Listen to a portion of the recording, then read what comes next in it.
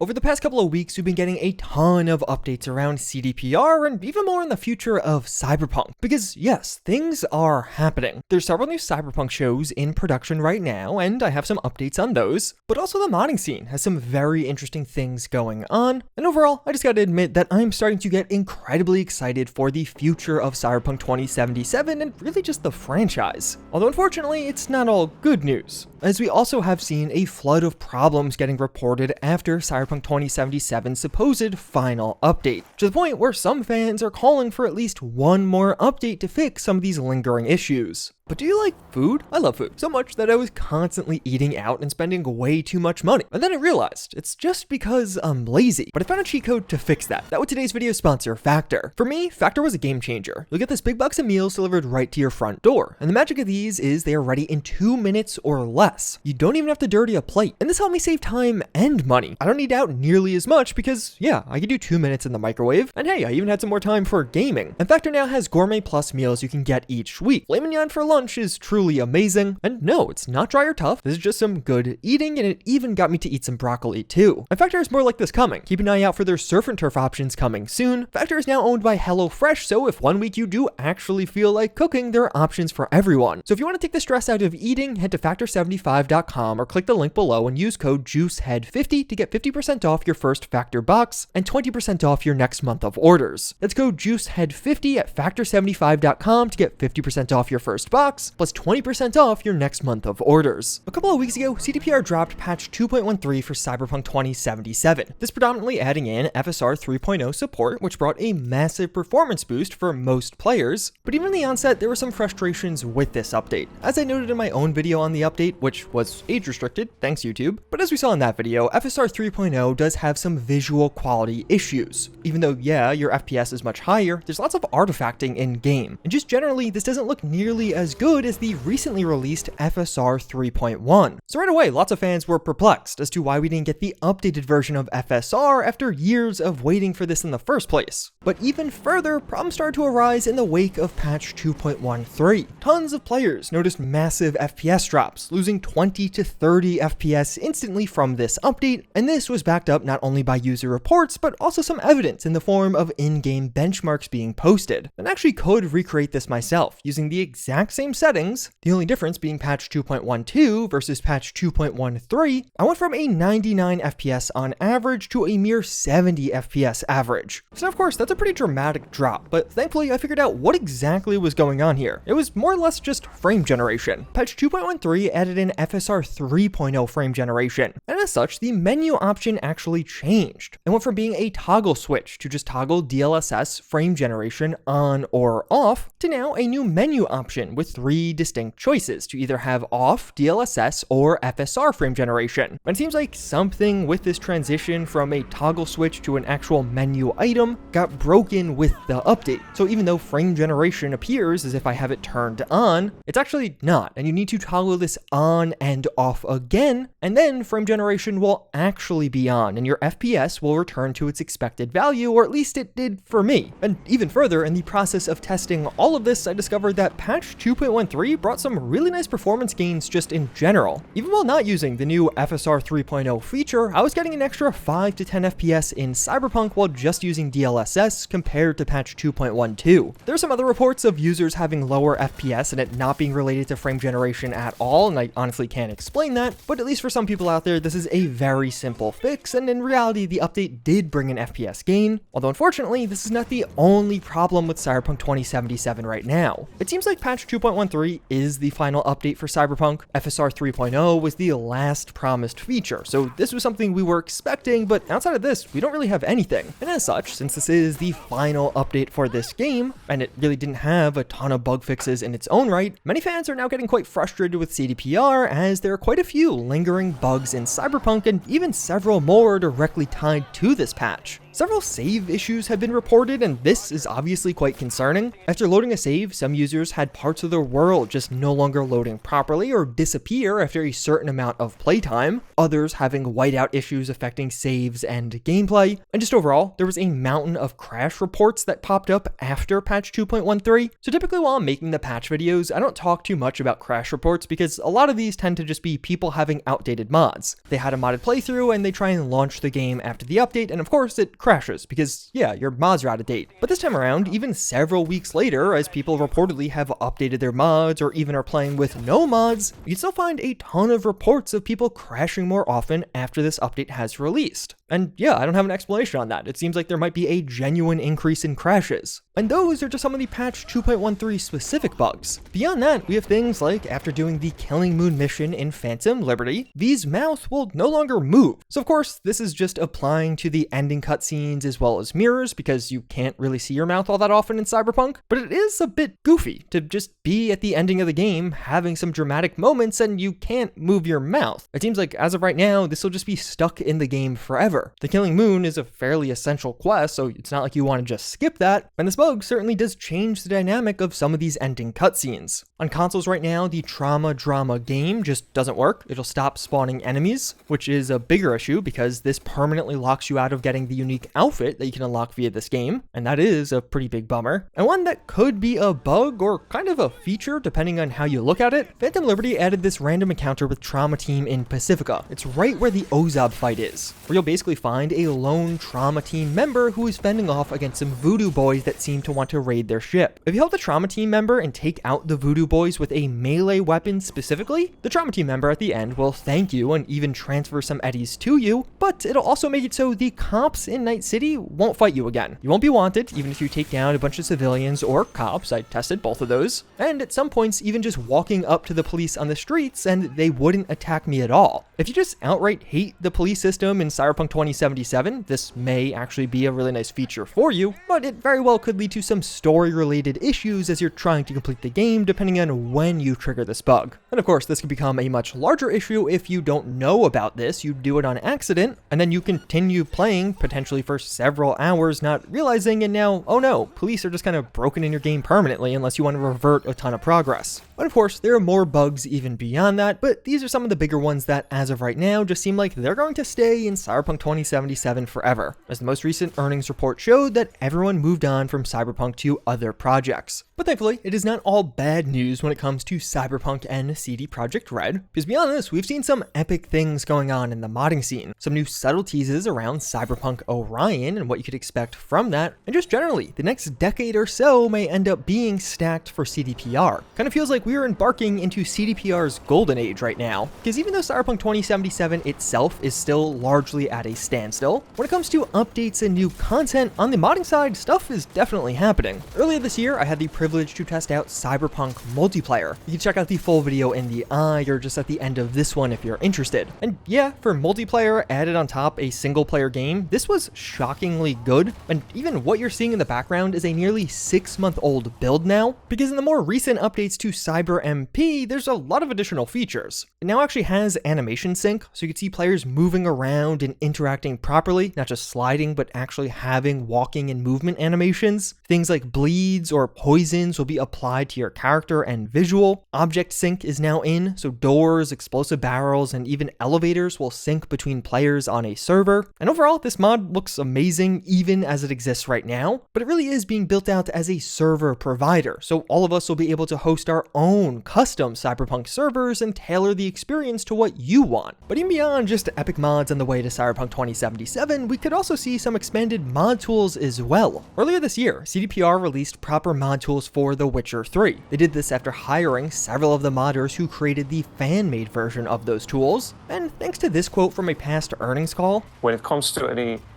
future things, Cyberpunk, anything related, I mean, once we have something on our hands, we will definitely talk about that. But in general, I would indicate that community-created content by means of mods, enabled and powered by really well-prepared tools, is something we are fond of, and we do see value in that.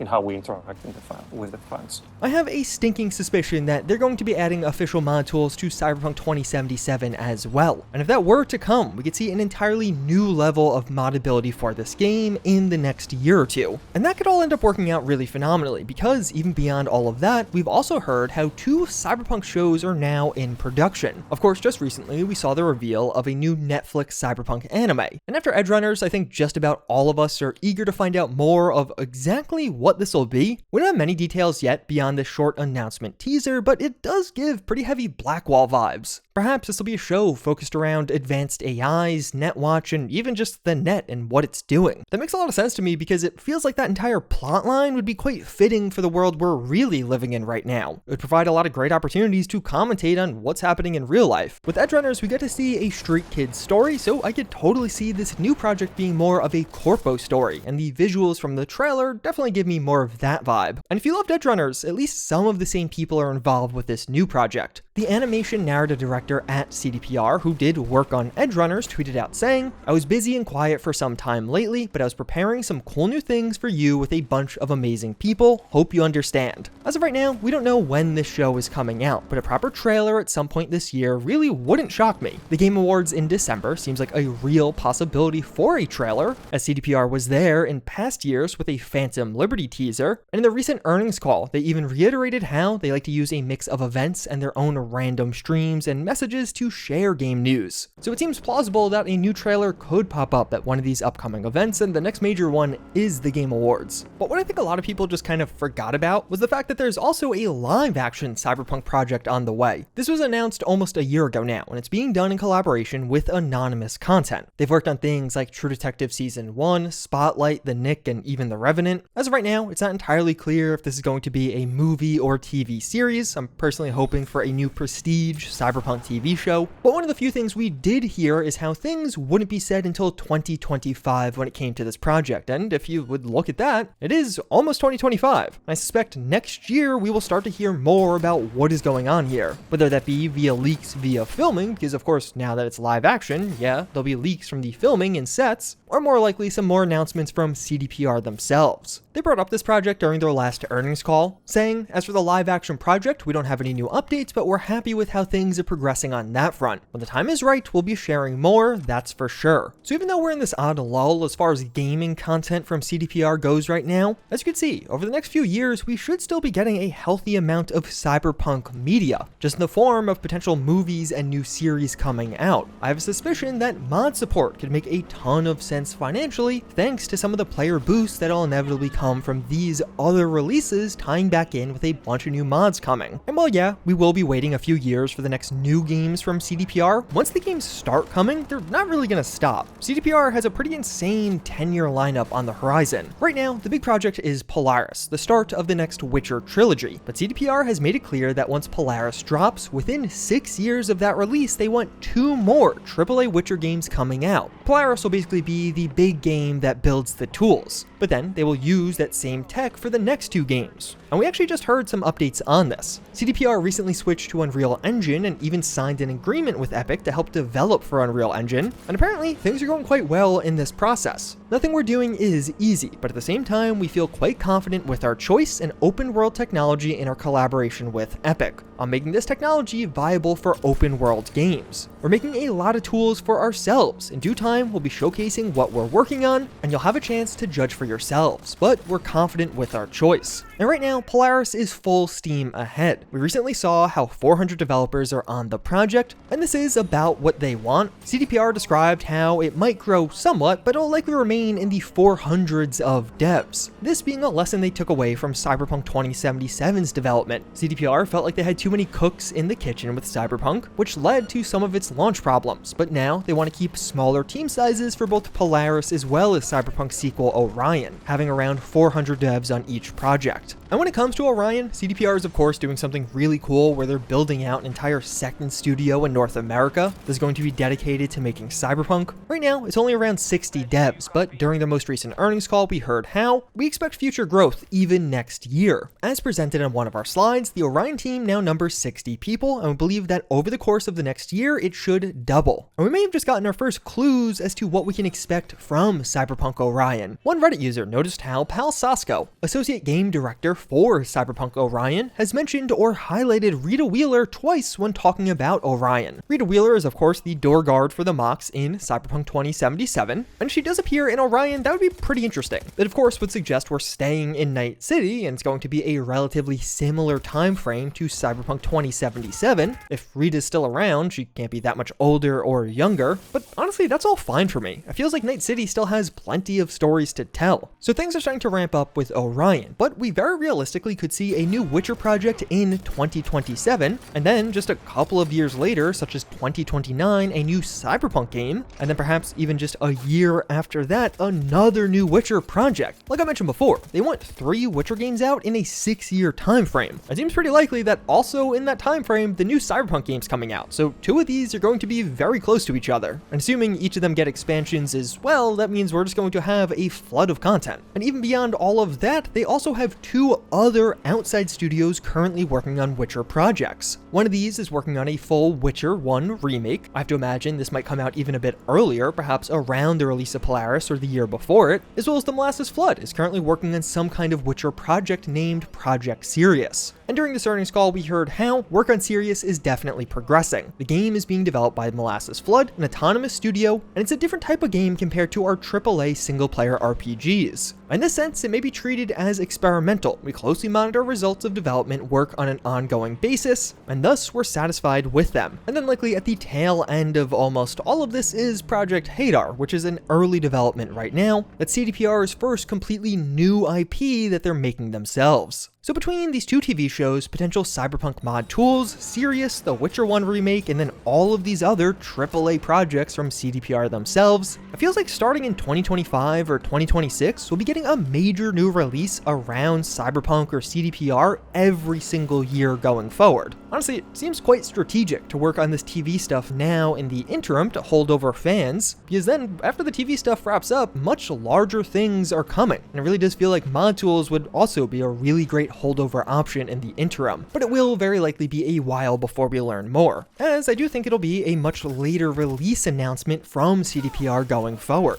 Cyberpunk of course is pretty famous for having the nearly decade early trailer, but in the past CDPR execs have actually praised Bethesda for their late marketing cycle, really only revealing a game a few months before release. And during their most recent earnings call, I think CDPR gave us a hint that some of their future projects may have shorter marketing windows as well. When asked about release dates for future projects, they said, "We will update the market on release dates when we kick off pre-orders." That's an obvious answer, and there's no further magic to it. I could probably narrow it down. For example, the digital console storefronts enable you to start pre-orders not earlier than 1 year before the launch dates. So that gives you sort of an idea, and when it comes to milestones and so on, we don't really comment on this specifically. So things might be quiet on the gaming front for a little while, but hopefully we'll have some mods to tide us over, as well as a bunch of new TV shows on the way. And if you want to learn more about my most anticipated Cyberpunk mod, click here.